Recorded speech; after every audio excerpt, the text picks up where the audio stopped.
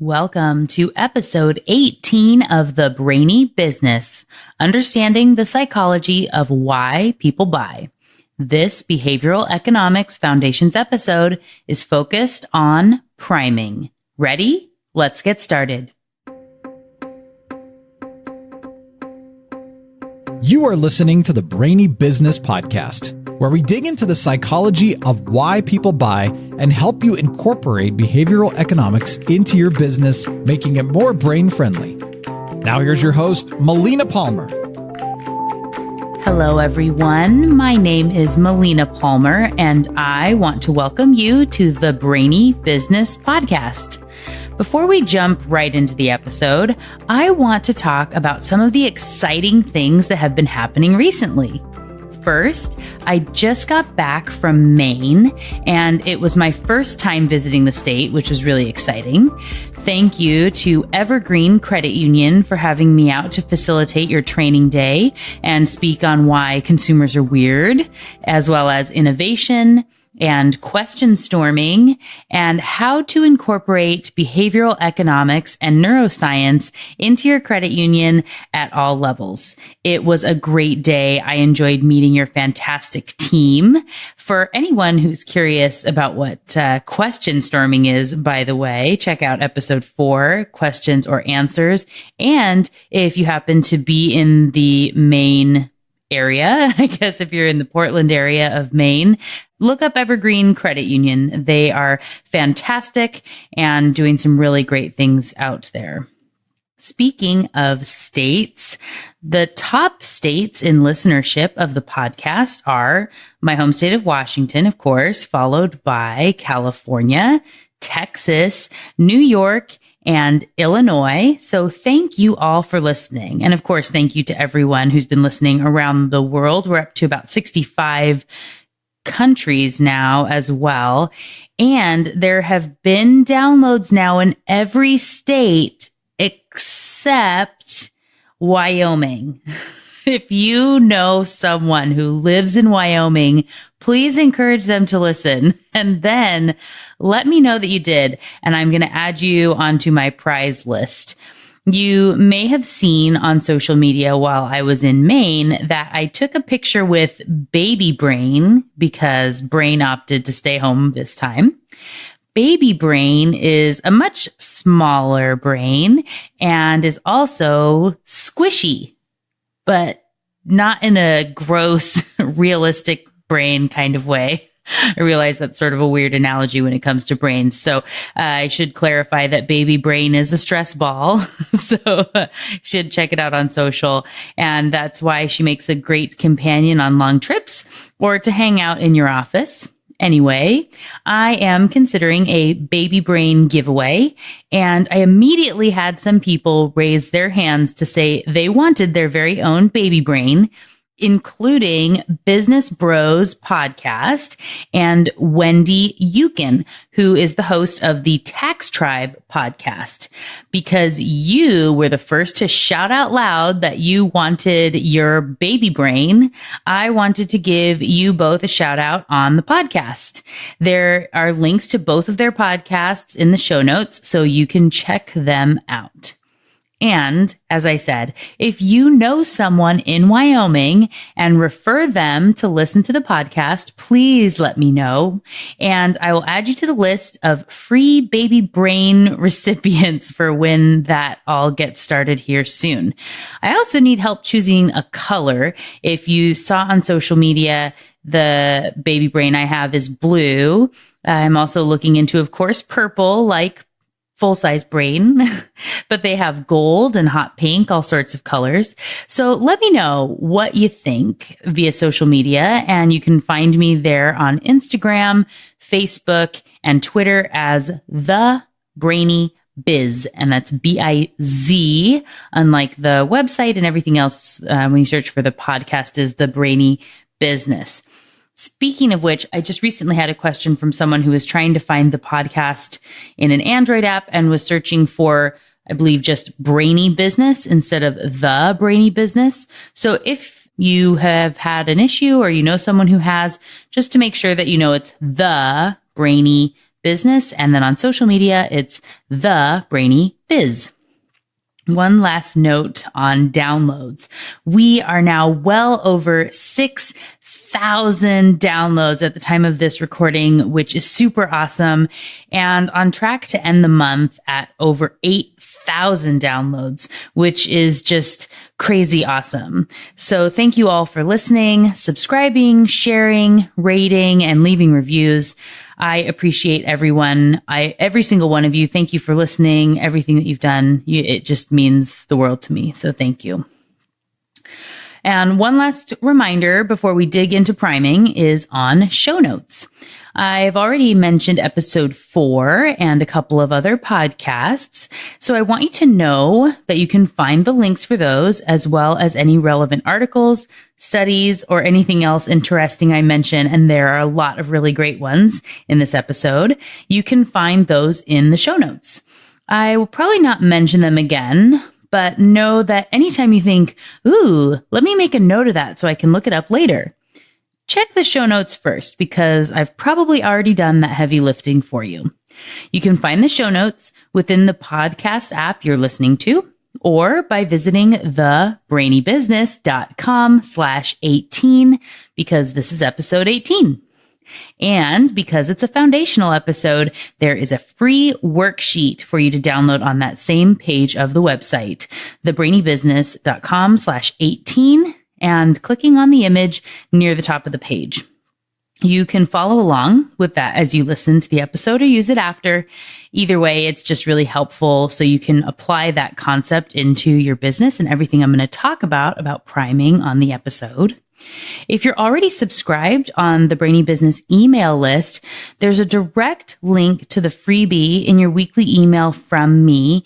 And you should now have on the new website, there is a special page for anyone who's on the list that instead of having to go back and dig through old emails. So if you thought, oh yeah, I really wanted to listen to that freebie from episode 5 on the truth about pricing, but I can't remember where that is and how I'm going to find it. You don't want to go download again.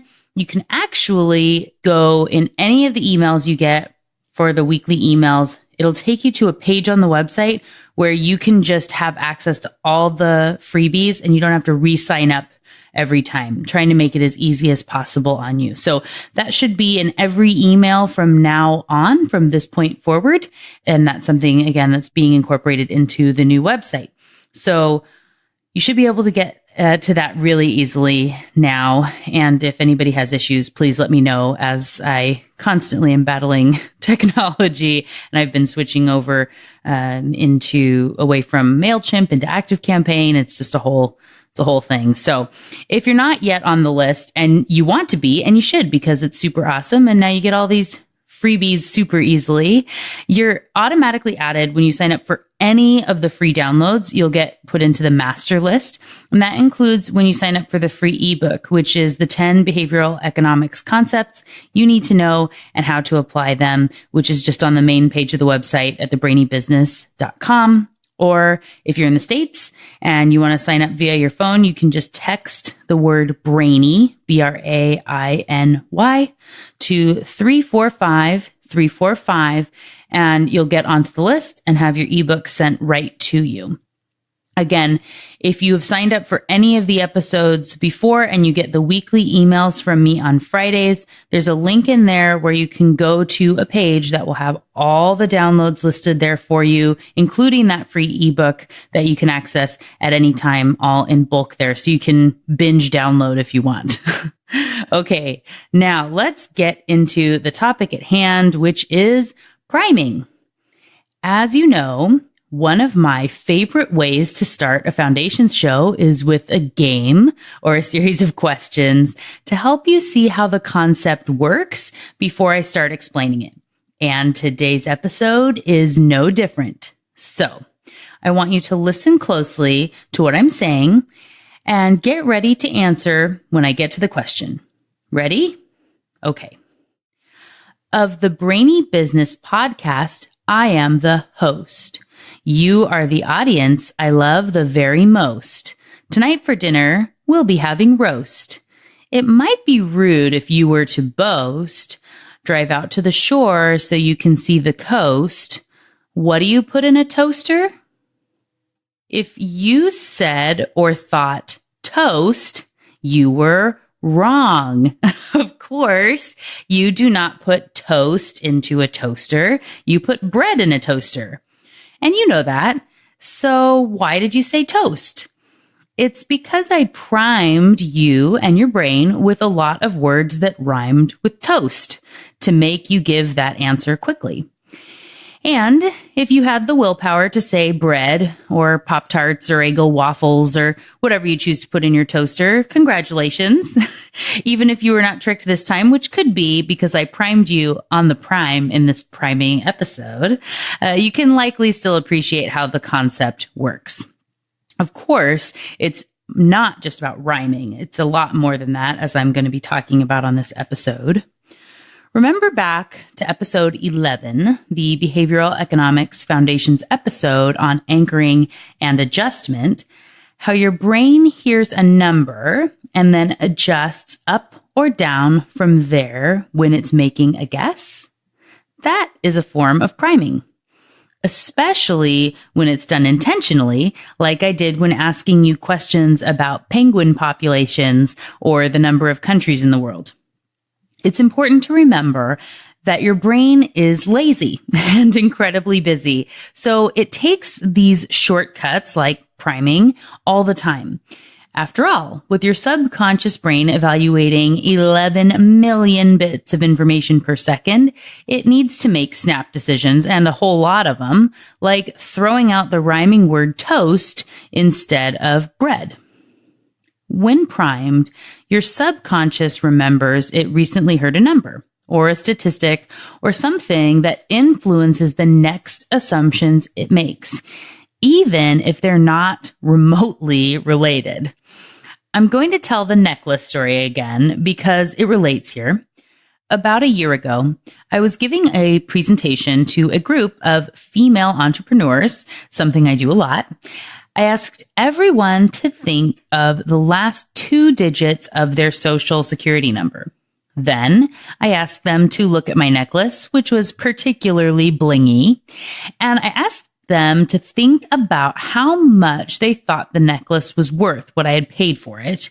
And do you know what happened? As I explained this to the audience, I said, studies have shown someone with a higher last 2 digits, like 89, will value the item higher than someone with a lower last 2 digits, like 12. One woman raised her hand and said, the last 2 digits of my social security number actually are 89. And when you asked me about the value, I thought $89. And then I thought, no, that's stupid. I'll say 65. This is the power of priming, the root of anchoring and adjustment. For the record, the woman with the lowest last 2 digits, which were 00, so definitely the lowest, she valued the necklace at only $35 compared to $65 from the other woman. As a reminder, the effects wear off quickly as our brains are quickly churning through information. So it's not like your social security number is tied to your account balances. But primes are everywhere, and it's not just about anchoring and adjustment. Though my favorite Snickers advertisement example, revisit episode 11 to hear about it in detail, which increased the sales of Snickers bars by 38% simply by using the number 18 instead of the word them, is all about the prime. In this case, the number 18 is the prime, which becomes the anchor your brain adjusts from. And this is why 10 for 10 sells more than $1 each. Or even limiting the number of cans of soup someone can buy primes them to think higher. Now I'm guessing you can see why this was a later Foundations episode. Easy to relate back to some of these things I've talked about already. Okay, so let's talk about some more priming studies and examples that you have not yet heard about on other episodes. As I said, priming is about more than just numbers. It can also be done with words. For example, one very famous study had participants who were students at a university, as is often the case in these studies. They all performed a scrambled sentence test, which they were told was to test their language ability. Each person was tested one at a time, and they were given a set of 30 sentences to unscramble and did not know they were divided into two groups. One was given neutral sentences that did not include any primes. The other group was primed with words that would be considered stereotypes of elderly people, including Florida, old, gray, careful, sentimental, wise, bingo, forgetful, retired, wrinkle, ancient, helpless, and cautious. When they completed the test, the facilitator told them how to get to the elevator to leave. Another person happened to be sitting in the hall. It looked like they were waiting to speak to another professor, but actually they were part of the experiment and had a hidden stopwatch. It was their job to time the participant from the moment they stepped out of the door until they got to a specific spot on the floor about 10 meters away. And guess what they found? Those primed with the elderly stereotype took longer than the neutral group to get down the hallway. They actually walked slower, leaving the room. And remember, of course, these are all university students who nobody was actually elderly or old. Of course, after they made it to the end of the hallway, someone caught up with them and did a more complete debrief. They were asked if they had noticed any stereotyping type of words or made any connection to the elderly. They said no. They were asked if they thought the study influenced them in any way. And of course, they said no. As we can see, they were wrong. This research study also did a test with rude and polite priming words compared to a control group. Each person was told to do their word scrambles, then to come down the hall and find a professor when they were done to be given their next task. When they got there, the professor was having a conversation with another student who, again, was actually part of the experiment and had a stopwatch going. And they waited to see how long people would wait before interrupting to get their next task. After 10 minutes of waiting, it was presumed they would essentially wait forever without interrupting. So the professor just went ahead and gave them the next task. It was a meaningless task, after which they were debriefed and asked if they thought the first test had any impact on them. They, of course, said no, but the study showed that people were much more likely to interrupt in the rude condition than neutral or polite. In fact, it actually came out in a linear fashion. The least likely to interrupt were the polite group, and it was about double that to get to the neutral group, and it nearly doubled again to be in the rude group. Crazy, right? Okay, before I tell you about this next one, I think it's important to put out a disclaimer. Me sharing the study results does not mean I agree with the negative stereotypes presented. I'm merely the messenger of the information. Okay. In this one, they tested two competing stereotypes that would live within the same person. All the participants were Asian American female undergraduates. They were asked to fill out a pre-questionnaire which had the priming words on it. One group was primed with female terms, like questions about if the floor of their dorm was co-ed or single sex, and the other group was primed with terms about being Asian American, like whether their parents or grandparents spoke languages other than English. These groups were both compared against a control group. All three groups were then given 20 minutes to complete a series of 12 difficult math problems. After their time was up, Each individual completed a final set of questions indicating, among other things, their scores on the math section of the SATs, how much they enjoyed participating in the experiment, how talented they were at mathematics, and their thoughts about the goals of the research. Participants were then paid and debriefed. All the participants were good at math. Their average SAT score was 750. But what happened? Those who were primed in the Asian identity group did the best. They answered an average of 54% of the questions they attempted correctly. This was better than the control group, which was at 49%, and the female identity primed group did the worst, an average of only 43% being answered correctly. 11% less than the Asian identity group. And unfortunately, this is not the only study on gender priming. Other studies have found that women have more stereotypical beliefs about women being better at the arts and worse at math in studies where they've been primed with those sorts of terms. The lesson here? Prime yourself and psych yourself up before you take any test, for sure. And for any of you that are doubters of visualization or manifesting the life you want or vision boards or any of that, I challenge you to consider how easily the brain can be primed. I've linked to an article from Forbes and another from Business Insider about the power of visualization. But of course, there are tons of books and articles out there, so I'm not going to get too deep into this. What I will say is there's a reason Olympians train their brains as well as their bodies. The Business Insider article talked about a study which compared 4 groups of Olympic athletes. Group 1 did 100% physical training and no mental training. Group 2 did 75% physical training and 25% mental training. Group 3 was a 50-50 split, and Group 4 was only 25% physical training and 75% mental.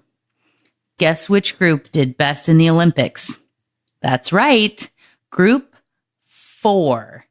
That was the one that only did 25% physical training, and 3/4 of their training was mental. Amazing. And if you want steps on how to use visualization in your life and business, the article from Forbes laid it out really nicely. The link is, of course, in the show notes, but here are the steps. Number 1, know what you want. To do this, they say to ask yourself, if I had nothing holding me back, what would I want to see in my life? Step 2, describe your vision in detail. Ask yourself, if I had a magic wand to make anything happen, what would my life look like? Step 3, start visualizing and create the emotions. Ask, what would I feel if all my visualizations came true? Step 4, take daily actions. Pretty sure you've heard me say that before. To do this, ask yourself, what is one thing I could do today that would help me get closer to the life I want? And finally, step 5, have grit and persevere. Ask, what would help me persevere when I'm faced with a challenge? If you need any more convincing, Oprah swears by visualization. So, okay, moving on to the next type of priming. We have talked about numbers and words. Now we're moving into physical objects. In this first study, when participants were on their way to the study, they unexpectedly bumped into the lab assistant with very full hands, books, a clipboard, papers, and one item the participant was asked to hold for just a second, either a cup of hot or iced coffee. That was it. They had no idea this was part of the experiment. They held the cup, and after giving it back, they went on to the study where they read a story about a person and gave feedback and ratings on the person they read about. Are you ready for this? It's seriously crazy. So if you are able to sit down, you might want to. Either way, listen to this. Students who held the cup of iced coffee rated a hypothetical person they read about as being, quote, much colder, less social, and more selfish than the students who held the hot coffee. What? Seriously, this blows my mind. I guess the lesson here is to always drink hot tea or coffee and get hot drinks for people you want to make a good impression on. But seriously, is that crazy or what? In another study, participants were 3 times as likely to clean away crumbs after a snack, which was intentionally crumbly, when there was a faint scent of cleaning products in the air than when there wasn't. And other studies have shown that people in restaurants are more likely to order seafood when they can smell lemon in the air. Oh, and participants that were asked to recall an action, like betraying a friend, were twice as likely to choose to take an antiseptic wipe for their hands than those who remembered times they did a good deed. According to the researchers, this was the subconscious brain wanting to take any action to cleanse itself of these bad deeds, these bad memories. And the really crazy thing was after wiping their hands, they were then less likely to agree to volunteer their time because they had wiped their hands clean and were no longer burdened by the guilt. I guess the brain is pretty quick to move along, right? Another really crazy study found that when people were in a room that had a briefcase on the table, they were more likely to be confrontational than when there was a backpack instead. In that case, they were much more cooperative. And again, as with all of these, no one recalled it being there or called it out or thought it influenced their behavior in any way. So, here is the thing to take from this. Everything you do and say matters. And similarly, whatever was said or done right before everything you do or say matters. I always had concern about doing radio or TV commercials because I didn't know what was going to come on right before my advertisement. And this is obviously why. Maybe I would know what was in the show, but not everything that could trigger the subconscious, and definitely not all the commercials that were going to be included. How would they influence the likelihood that someone would be in a buying mood or converting mood when it came to my commercial? While you can't control everything, it is worth looking at the things you can control.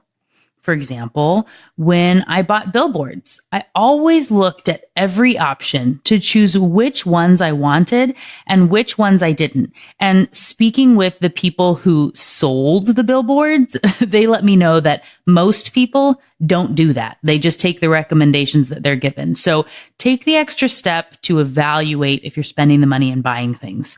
For me, ones that were in stressful intersections or by a shady store or area of town, no thanks. Don't need that kind of negative priming. And if you're an avid listener of the show, you've heard me say many times in conversations about pricing that what comes first matters much more than the price itself, right? Well, now you really know why. It's the priming. You're either priming someone to be ready to buy, or you're priming them to be overwhelmed or uncomfortable or rude or bored or concerned about budget. Do me a favor. Take a look at your website and be honest. Is it priming people to have confidence in what you're offering? Is it simple? Is it clear what you want them to do? Or is it cluttered and confusing before getting to the pricing or conversion question? What about your sales conversations? Are you priming people to feel confident in your services and take action? Or are you priming them to go think about it? As you've seen in these priming examples, small things, just a few simple words, can make a huge difference. And of course, use the freebie worksheet at thebrainybusiness.com/18 to help you work through some of these things. If you find people are always rude when they talk to you or treat you like you're cold and distant, it could be a bad prime. Something as simple as drinking a cold drink can make a difference. So take a look at what's going on around you and in your interactions and see what you might be able to change and test if it makes a difference. And if you manage to have, if you switch from cold drinks to hot drinks and people start being warmer toward you, please let me know. I can't wait to hear how you use priming in your everyday interactions. Okay, the final prime I am going to talk to you about today gets into logos. In this study, students were watching a video and had a very brief exposure to a logo. It was only 30 milliseconds, so no way the conscious brain would pick it up. This is what you could almost call subliminal messaging. Half were shown the Apple logo, and the other half were shown the IBM logo. The result? Those who saw the Apple logo were much more creative in a subsequent task than those who had the subliminal prime of the IBM logo. And of course, as far as they are concerned, they didn't see any logo at all. Similarly, those who saw a Disney logo were much more honest in the subsequent tests than those who saw the logo for E. Have you ever heard people say you become like those you spend the most time with? Or that you should dress for the job you want? Or you should fake it till you make it? Or anything like that? It seems there really is some truth to that. You're priming your brain to take on the traits of those outside influences. I also really I've read articles and seen where people they say if you stand in a superhero pose, you're more likely to be confident in your actions for the day. And again, it's just priming your brain in the way that you want to be approaching your day and your life. If there are brands you admire, consider putting their logos up around your office. Even if you don't think you're noticing them, your subconscious clearly is. And also note just how quickly a brand, a really strong one, is recognized and categorized. What are the traits of your brand? If someone saw your logo for 30 milliseconds, would it influence that person's behavior? How? Would it be positive or negative? Or would it be too jumbled and complex to have any impact at all? This is a lesson in the benefits of boiling down your message to its most refined point. Can someone get what you are and what makes your brand different in a second or less? I think a lot of us probably have some work to do. Lastly, I want you to remember this as well. In all these studies, people said they were not influenced by the items or words or numbers or whatever it had to be, or that they didn't even see them. It's like when people say they do not notice Facebook ads or billboards or the radio. It may not register on a conscious level, but it's getting in there and it can have an impact even if people don't realize it. Many other studies have shown that if people are presented with advertisements, say they're flipping through a magazine in the waiting room that's actually a fake with advertisements for made-up companies mixed in to prime their behavior, the people who flipped through and saw the fake ad even for just a second, are more likely to recognize or choose that brand in the studies that followed. Marketing and advertising takes dedication and focus, consistent presence and messaging to break through the clutter, and making sure you are using the right primes to keep things moving in the proper direction instead of derailing the whole thing. Know who you are and what your brand is about in its simplest form. It takes effort to get it this simple, but you can do it. I know you can. If you can't say what you're about in just a few words, your customers can't either. Use the freebie worksheet at thebrainybusiness.com/18 to help you work through some of these priming concepts and refine even further who you are and what you're about. After listening to this episode, I'm guessing your mind is a little blown, and I get it. But don't let this hold you back. Don't let this make you freeze like a deer in the headlights, worried about making any little wrong move. Now is the time to ask for help. The end of the year is approaching. Don't you want to wrap it up with a bang? One last big push to really supercharge past your goals? Maybe you're looking to do a Facebook advertisement and would like an extra set of eyes to help ensure it's priming people to click. Or maybe you want a review of your website with tips of how to make it more impactful and helping to drive people to the pages you want them on. And once they get to the pricing packages, are they presented properly now that they've been primed to take action? I can help you incorporate behavioral economics concepts like priming, anchoring and adjustment, relativity, loss aversion, framing, and more, so you can confidently know you have these set up to end 2018 even better than you imagined was possible. Go to my website right now, thebrainybusiness.com, and click on Work With Me to book your strategy session. We'll start with a free consult call to set a plan of action, and then I'll help you tackle those tasks one by one. One person implemented my suggestions and made free changes to the way her products were structured and immediately sold back-to-back $20,000 packages. What successes will you have? I can't wait to work with you and find out. Again, go to thebrainybusiness.com and click on Work With Me to get started. All right, that officially wraps up this episode dedicated to priming. I hope you found it to be enlightening and eye-opening. Next week, on episode 19, I'm going to dig into the foundations of herding. So get ready for some more amazing studies. Until then, thanks again for listening and learning with me. And remember to be thoughtful. Thank you for listening to the Brainy Business Podcast. Melina offers virtual strategy sessions, workshops, and other services to help businesses be more brain-friendly. For more free resources, visit thebrainybusiness.com.